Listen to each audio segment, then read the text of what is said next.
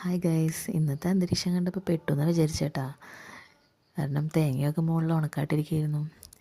പക്ഷേ പുള്ളി കൃത്യസമയത്ത് തന്നെ വന്നത് ഡ്യൂട്ടി തുടങ്ങിയിട്ടുണ്ട്. അപ്പോൾ അത് സെറ്റായി. ഇനി ഉച്ചഭക്ഷണം റെഡിയാക്കാനേട്ടാ. വേറെ എന്ത് കറി ഉണ്ടെങ്കിലും എനിക്കിത് ഈ പാവയ്ക്ക മെഴുക്ക് പറ്റി മതി കേട്ടാ. ഞാനോക്കെ. വൈകുന്നേരം ആയപ്പോഴത്തേനും നാത്തൂനും പിള്ളേരും വന്ന് കനകമലയ്ക്ക് പോകാമെന്ന് പറഞ്ഞു. അപ്പോൾ ഞങ്ങൾ ഇന്ന് കനകമല കയറാൻ പോവുകയാണ്.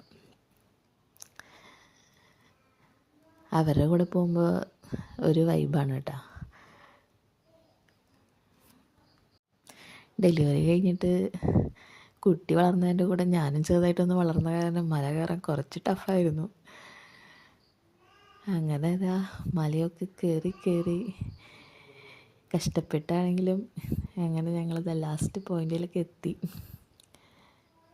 അങ്ങനെ അവിടെ ചെന്ന് കുറച്ച് നേരം പ്രാർത്ഥിച്ച് തോമാശ്ലീഹായുടെ രൂപമൊക്കെ തൊട്ടുമുത്തി. ഇത് അവളത് ആൻറ്റിയുടെ കൂടെ സെറ്റായിട്ട് ഇരിക്കുകയാണ് കേട്ടോ. ഞാനപ്പോൾ ഇത് ഇവിടെ ഈ മുകളിൽ നിന്ന് ഇങ്ങനെ താഴത്തേക്കുള്ള വ്യൂ കാണാൻ നല്ല രസമല്ലേ.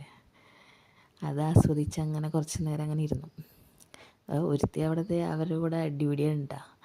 അങ്ങനെ ഒരു അരമണിക്കൂർ ഇരുന്നിട്ട് ഞങ്ങളിതാ വീണ്ടും ഇറങ്ങാണ്.